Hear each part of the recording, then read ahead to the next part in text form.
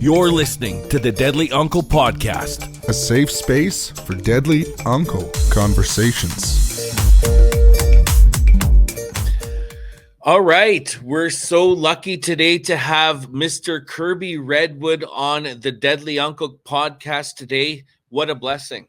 Yes, Kirby is not only my first cousin, but he is Saulteaux-Cree from Moh'Kinsstis First Nation, and he has called Moh'Kinsstis, or Calgary, home for 45 years.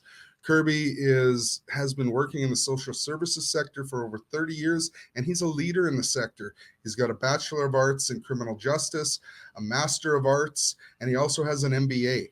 So without further ado, we're going to take you to Kirby Redwood. I grew up on the reserve, obviously, the first 6 years of my life on Moh'Kinsstis Reserve in the Fort Qu'Appelle area, just east of Regina, about an hour, till I was about 6 years old. And then, as I'm told, my mother packed us all up from the res. When I was 6, my brother was 5, and my sister was 7, and moved us to Regina first for a quick little stint, and then off to the city of Calgary. And it was, just like many other Indigenous families, we had our struggles and our challenges, and there's, a lot of domestic violence and alcohol abuse in our family. So we were kind of running away from some of that, and, ended up in Calgary here, which I now understand to be Moh'Kinsstis, our Treaty 7 Blackfoot brothers and sisters. And so that was kind of my introduction into the city, a res kid coming to the city. I remember the first thing I seen in the city of Calgary was these statues that are downtown Calgary, and it's these tall statues of people, right around Bow Valley College here. And that was the first thing I seen, because I was waking up as a young kid looking, and this is what I seen. And, I remember just being scared and thinking, where the heck are we? These long, big buildings and these tall, lanky statues of people. It was a scary time for a young boy off the res. And as you'd imagine, it was a tough transition. But I've been in Moh'Kinsstis now for I'm 56, right? So for 50 years. And so it's been my home. I grew up in that area, and learned a lot about the Blackfoot culture, because that's where I grew up. And that's my introduction into my culture. Didn't come from my family like most people. It kind of came from the community environment that I was in. And back then the Calgary Friendships and Indian Friendship Center was a big part of that. And so, going to the cultural camps with the Friendship Center and being connected to, people like Rufus Goodstriker was kind of my first introduction into culture, into ceremony. And so from that, it just kind of, junior high school, and college all around the city of Calgary. So not sure where you want me to go from there. No, that's amazing. So it came into your life, you say, the culture came into your life aspect around junior high. What led you there? Were you just looking for programs as an young Indigenous man? What led you to these programs? No, it's a really good question. And yeah, it was actually elementary, where I first got introduced to the culture. And then from there, it was as a young Indigenous man in Calgary here, it was a tough transition. So I kind of veered away from the culture for a while, and found some solace in other relationships with other people, and that was surrounded by alcohol and drugs, and so that's where I was kind of at for quite some time, and it really wasn't until I was in my 12th year at high school, and I remember I was living on my own already at that time, and I had a strong relationship with my principal, and he was kind of really instrumental in and here's this this white man who was connecting with this indigenous man who was searching for himself at that time, and I was involved in drugs and alcohol at that time. I was even involved in selling drugs at that time, and my principal, he was straight up with me. He says, he goes, I know you're selling drugs, Kirby, and you got to start making some different choices, because if you don't, you're going to go down this one path, right? And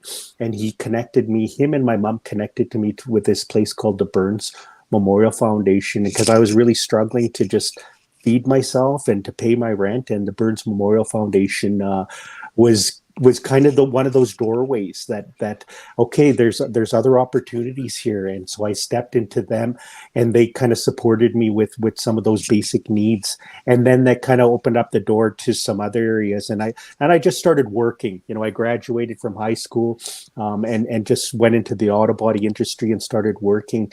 But I was getting, I knew that I couldn't do auto body. I didn't want to do auto body. I did iron work. I did sheet metal work, a lot of hard labor things, but I didn't have a good back for it. So I think it was kind of a blessing that I got hurt. I got doing steel. It's like my back isn't built for this. I gotta go back to school. And so that's what I did. I went back to school and, went into criminology corrections thinking, I want to be a cop. I'm going to be a corrections officer. Had a stint at CYOC working with the youth there.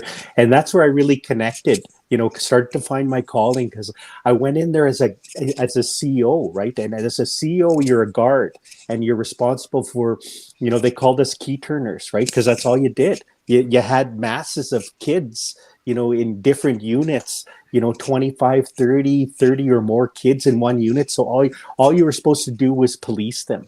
And I couldn't do that. I got into that room and I was drawn to these kids, and these kids were drawn to me. And I remember just sitting, being surrounded by kids, having conversations about their situation, their life, and who I was. And I remember being pulled into to my supervisor's office on numerous occasions saying, Kirby, you're not there to build relationships with these kids. You're there to police them and ensure safety, right? ensure order, right? Of the units. And I said, yeah, I understand that. But still, being drawn into those relationships was something that I couldn't veer away from. So eventually they stuck me on night shift, where everyone was locked in lockdown, right? So all I was doing was walking around, and it was fine. I mean, I loved the money. It was great money back then, but I knew it was those relationships. And so I remember my mom gave me a call and said, I work at a group home, an Indigenous group home. We've got 6 Indigenous boys here, teenagers, and all the workers are women. We need males around here. And it's like, I said, I know nothing about working with these kids. And they said, you're male, you're Indigenous, that's your qualifications. Come on, we'll give you a job. And so they did. They gave me a job, and having no experience, no nothing with these, vulnerable youth. I remember going in my first day, and they said, we've got this one young fella, and he has these violent outbursts, and as women we feel unsafe. We don't know what to do with him, and we said, we're going to need your help. And it's like, I said to them, it's like, well, I don't know nothing about working with these young youth. And he says, well, you're male, you're Indigenous, that's all. And that's all we need right now. That's the criteria. Back then, the criteria for hiring was a little different. Nowadays, they want education, they want training, they criminal want record checks, right? All of these things, right? Anyway, so I remember my first shift, I go in there, and all of a sudden I hear this loud banging and yelling and swearing, and I'm thinking, what the hell's going on here? My first shift, right? And the supervisor lady comes up to me and she goes, well, it's go time. Let's see what you got.